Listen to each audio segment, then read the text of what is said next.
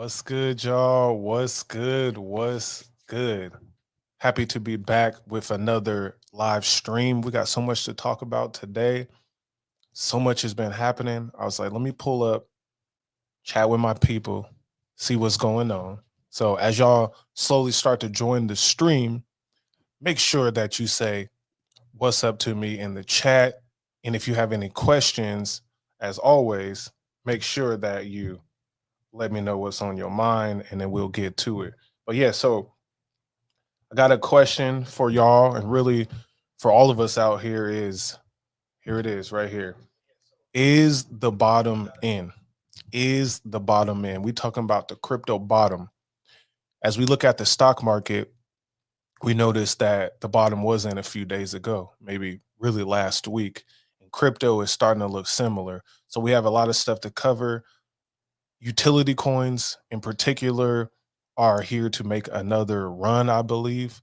And it could be very similar to the 2021 to 2022 type of wave.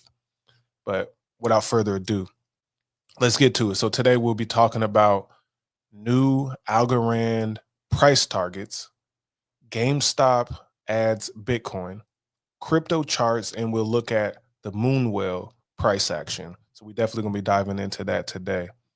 And then the first thing we about to get into is definitely checking out what's going on here with Algorand because Algorand has just made some big announcements. And those announcements, I think, is very important to what's actually been happening, what's been going on lately. So let's get to this video here. Now, I made this post earlier. AlgoKit 3.0 is live. Algo, rocket, rocket, rocket, rocket. Quote, now supporting native TypeScript alongside native Python, opening the doors for 18 million plus developers to build on the Algorand blockchain. No need to learn niche languages. So let's check this out. Your ideas are endless, as many as the stars in the universe. With all that opportunity and vision, who has time to move slow? With AlgoKit 3.0, you can build, test, deploy, and scale decentralized applications faster than ever before. Program in Python and TypeScript. Automate key processes. Easily implement key functions. Test in a controlled setting. Fix bugs faster. And when your development process accelerates, you can focus on innovating. No matter the challenge, no matter the industry, no matter the scale. Unleash the power of instant finality, consistently high throughput, low fees. Ready for a decentralized future. Discover the performance your app needs with the dev toolkit you deserve. AlgoKit 3.0 is here.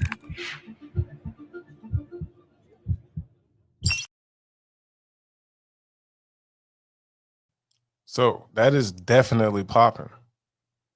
Also, I would say great video as well. Definitely a great video. They really was whipping in the kitchen. So shout out to the marketing team again over there. But when we talk about, what's popping off for Algorand, it's the AlgoKit 3.0 right now. And it's just in time because they are preparing themselves to go into a hackathon. It's a large hackathon. And Algorand is sponsoring, supporting this hackathon. And it's supposed to be the largest hackathon to date. I believe out of any hackathons, it says about 100,000 people. And AlgoKit 3.0, TypeScript, you got Python, so you got all the languages that would be what the developers will be used to. They bringing out a device that help people do the AI, so they're gonna be mixing AI and blockchain together, and I think that's very important. So here it is. We're excited to announce that the Algorand Foundation is sponsoring and participating in the world's largest hackathon. We're providing an Algorand MCP server to enable AI developers to seamlessly integrate blockchain actions into their projects. So this is huge. It says, this is by Boat.new. They reported, we've upped the ante funding secure for 1 million plus hackathon, the biggest ever hosted by, and then this Greg Eisenberg. It looks like he runs a whole bunch of portfolio companies and whatnot. And then here it is. 1M on the table is kind of crazy. So what is a hackathon? That's when people go there, they sit up in a room with their teams, they develop an idea, then they take the tools that are provided to them to build something that is pretty cool. I remember a few weeks back, maybe a month or so, the Moonwell team, Luke Youngblood, they built a chatbot, basically an AI agent, and that agent has learned everything about Moonwell. So when you hit the tag the agent or something, it'll be like, what's the best USDC yields? Then that agent will respond to you, give you information about Moonwell. So that was an example of a winning hackathon. So what you do is you feed the AI with certain information, give it certain type of functions. Obviously, they got things like the banker where it can use your crypto wallet or use a crypto wallet. It can chat to you. They got the Tracy AI, the sports commentating. So it depends on what access you have to data, right? And then from there, you can program and do what you need to do. So it's been very interesting, very, very interesting. So again, AlgoKit 3.0 has launched, and again, Algorand's cooking. So what we got is here's the article right here. AlgoKit V3 launches, opens up Algorand to millions of TypeScript developers. So that invites millions, and they got the launch of AlgoKit 3.0. Here we go. Algorand has officially launched AlgoKit 3.0, marking a major step forward for developers worldwide. This update significantly enhances Algorand's blockchain toolkit by adding native TypeScript support and other powerful improvements. As a result, Algorand becomes immediately accessible to millions of TypeScript developers globally, opening new possibilities for innovation in blockchain development. AlgoKit is the flagship development toolkit of the Algorand network, already boasts a history of providing streamlined, efficient development experiences. Its evolution from V1 to V3 demonstrates a clear commitment to reducing barriers and enhancing accessibility. With the latest release, Algorand continues to align blockchain development closer to mainstream software practices, making it appealing to a broader developer audience. So then they go through the evolution of it, 1, 2, and 3. And then, a consensus, Minway was definitely talking about this right here. So I think this is cool. Why TypeScript integration matters.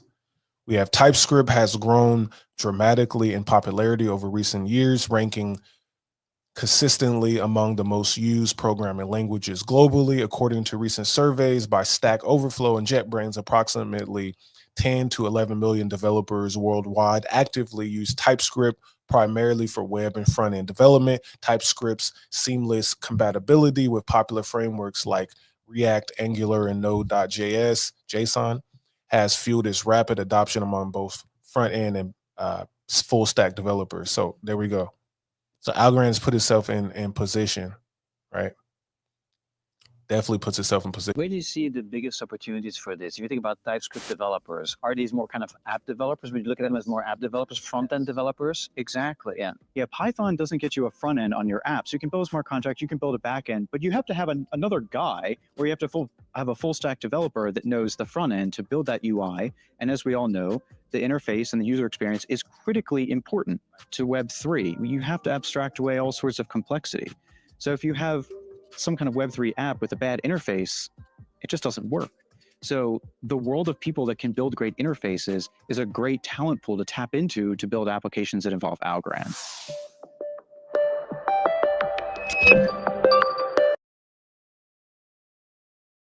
So that clip was from Verifiably Random, which is the Algorand Foundation podcast. But again, so you have the back end being built, right? You have the back end with Python. We can build all your smart contracts and everything.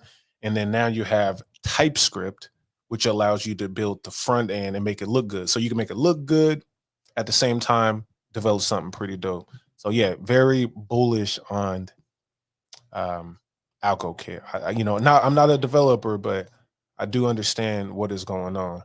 So let's That's the also watch this clip right here from John Woods.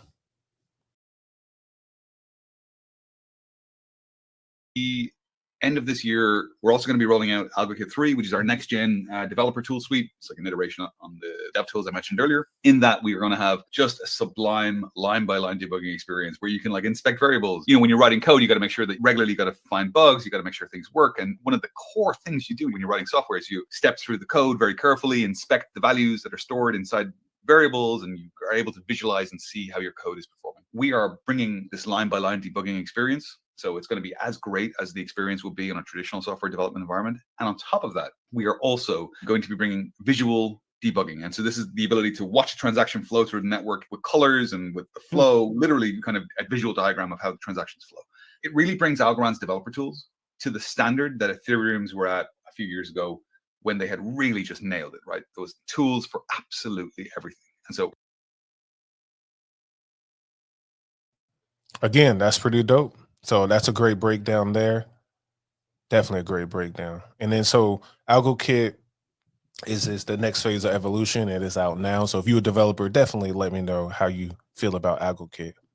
All right. So then this next one up, this is if anyone's used Alpha Arcade, I definitely want to watch this clip here and discuss a little bit more about what's happening with Alpha Arcade.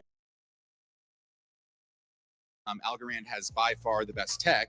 We've seen this at Lofty, running that for over 4 years. Never any downtime, super fast transaction speed, low fees. And so if anyone comes to Alpha Arcade, they're going to have a great experience because we're built on Algorand.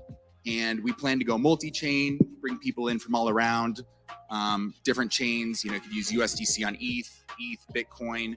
And for us, just knowing that these people coming from other chains are going to have a great experience because it's so smooth because we're built on Algorand.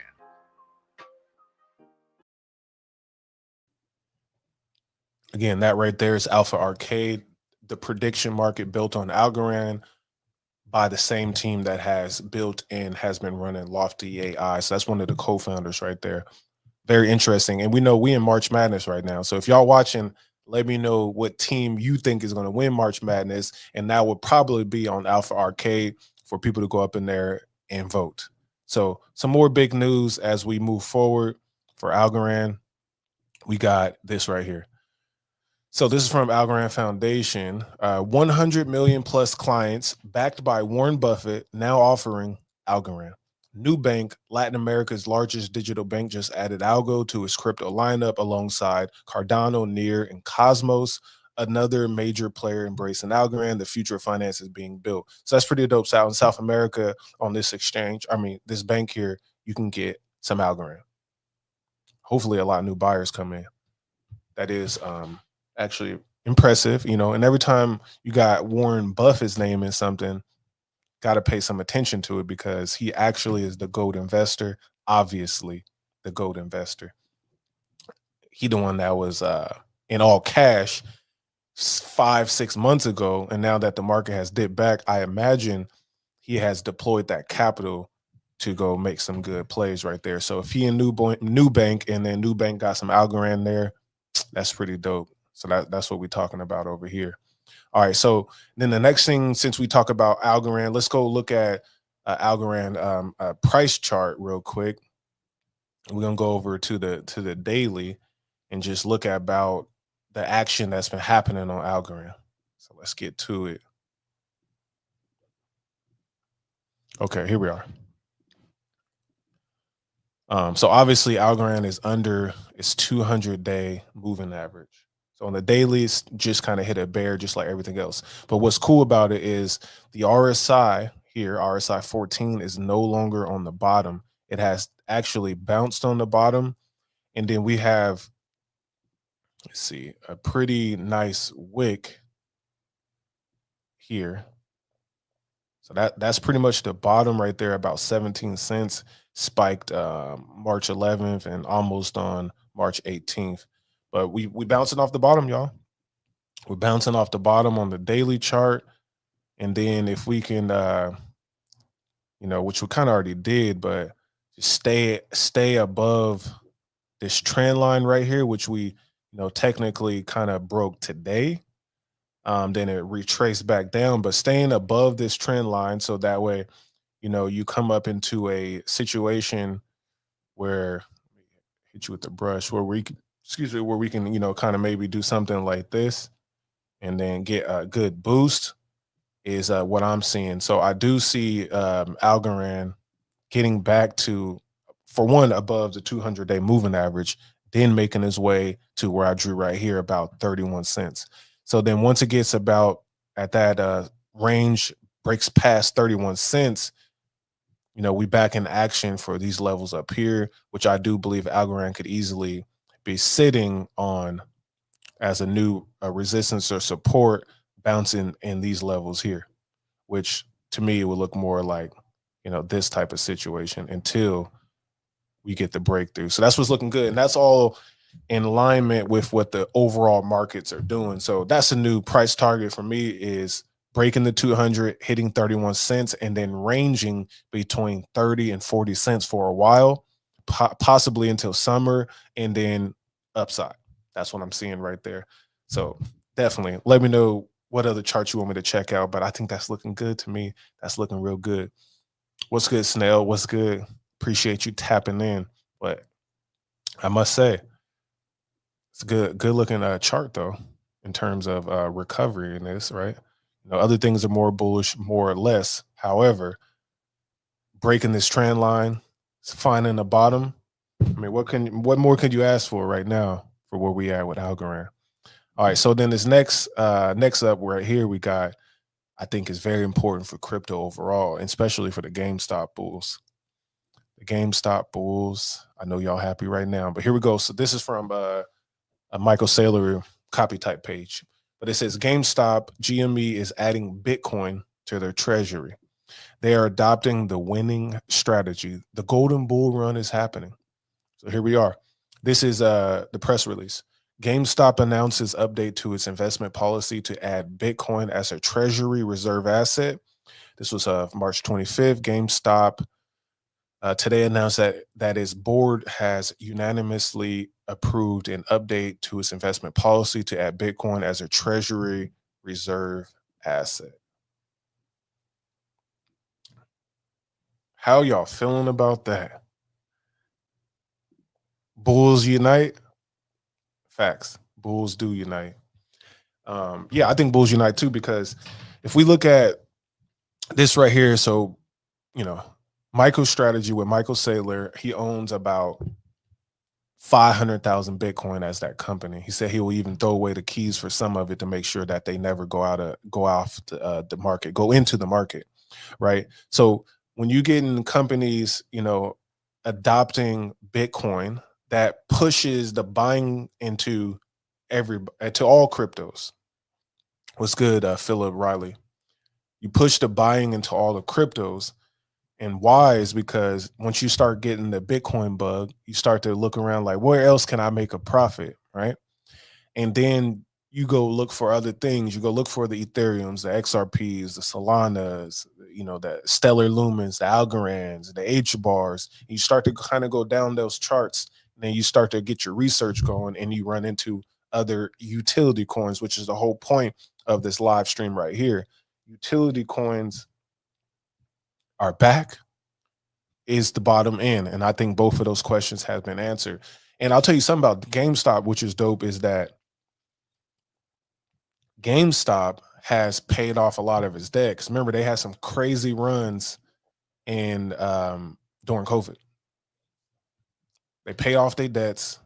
Now their balance sheet as a company is looking a lot better. And then now they're purchasing Bitcoin. And as Bitcoin continue to grow its value over these next several years, GameStop may not be making the most sales selling games and the things that they're doing, but just weirdly as a company, they have been managing their money and their assets well. So sales is not as important as the balance sheet in that situation. So pretty dope. Pretty dope. So before we head over to Moonwell, let's go look at some more charts and then talk about what's really happening overall in the macro. So this is what we got right here. This is what we got. So this is the total crypto charts. This is all the crypto, the main charts right here. And this line that we have is the reset this chart real quick. This line that I draw, this is the top of the bull market in 2021. And a lot of us, I know a lot of shit. Me and a lot of other people, you entered around here somewhere, and then immediately it started to go down. So that was about a year straight of free falling, basically, all the way until we hit a bottom in November of 2022. However, a couple rallies in between. But so I drew this line because that was the peak of the market. We are getting close to that line again. So that's how much liquidity also is in the market. And let's see. And then what we have is we broke from there on February or March 2nd. Obviously, we have all this tariff action. This arrow here is where crypto took off with the Donald Trump inauguration, or excuse me, winning the election right there. And then tariffs started about here. This is where tariffs started. The tariff talk. It was on the 20th. Tariffs basically really started kind of going here. And it was already kind of in the downtrend heading over there anyway. But the whole point of this is it's looking good. Again, like I said on the algo chart, let me draw a box for y'all. The bottom was in.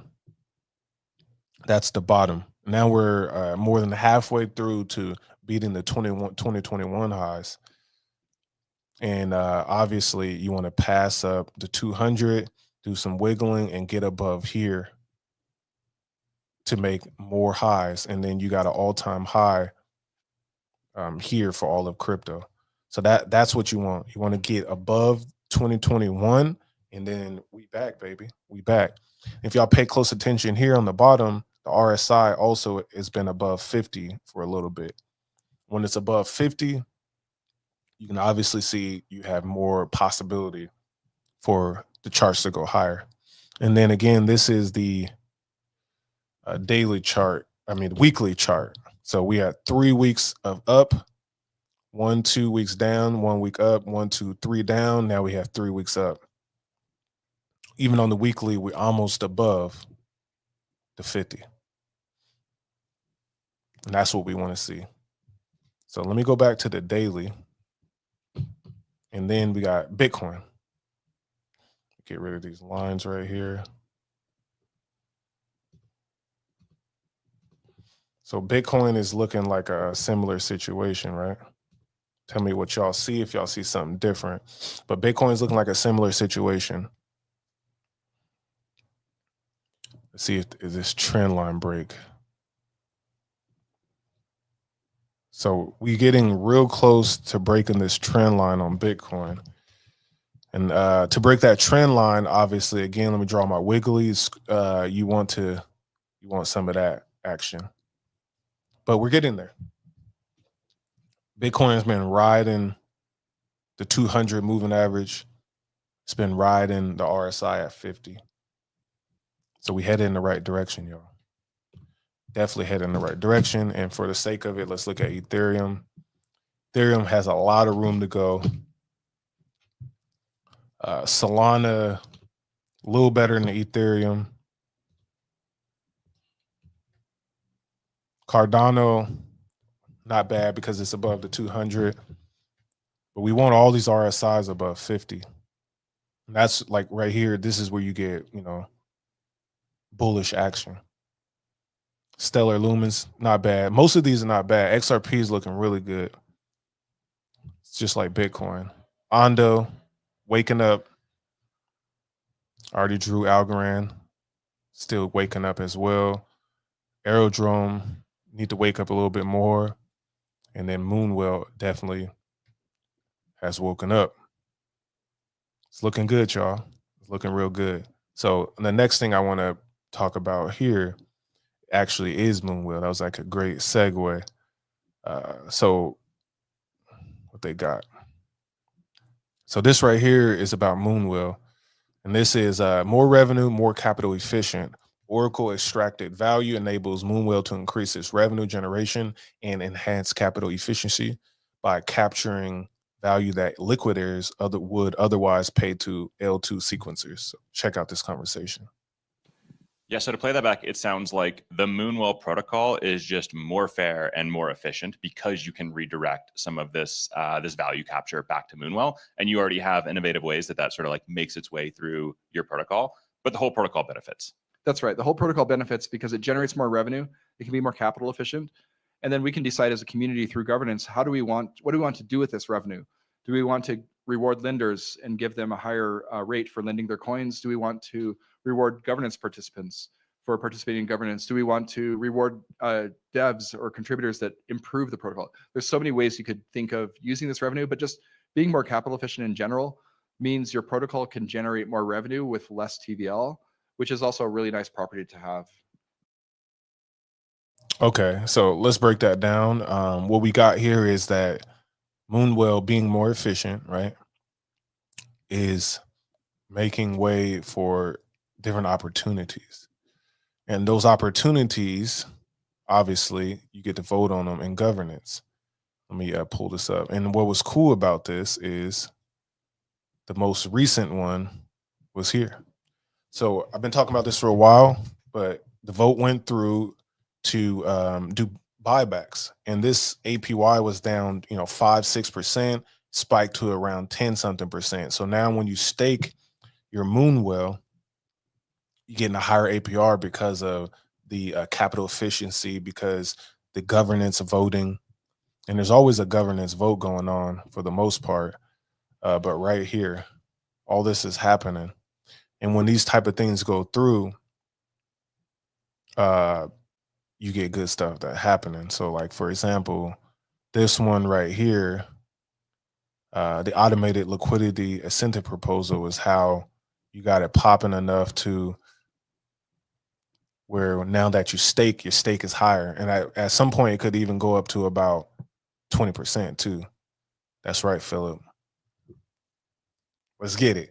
So that's why I like DeFi though. But yeah, looking good. And then otherwise, 2%, almost 3% on your ETH vault, 6% on your cash, which is better than treasury bonds, almost 4.6% on the euro, 2% on the Bitcoin, and then you can get the optimism 1% over there. So it's popping. I'm feeling good about it, and I hope you are too. But again, utility coins, I believe, are back. The bottom is in, and at this point, the stock market usually peaks in about July. So I'm thinking crypto, we got June-ish, July to see the liquidity flow. Obviously, Trump is doing something April 2nd with the tariffs, but he seemed like he's toning it down. I think all of that is priced in. As we get through April, what they say, go away, sell in May and go away. We might get some roughness there, but June and July, especially to about July 10th to 15th, should be really bullish. And I think that could be a taking profit areas late June, early-ish mid-July, in my opinion, based on what I've seen in the last couple of years. Feeling real good about that, and then I'm confident that this market has found a bottom and utility coins are back. Memes and pump.fun and them is slowly dying. So again, if y'all don't have any questions for me, I'm about to be taking off any moment now. And again, always appreciate y'all for tapping in. This is C. Will with the Passive Income Network. Until the next time, friends. Peace. Passive income. Gold in my dental. Thank God for my mental. Investor fundamentals. Told my girl it was simple.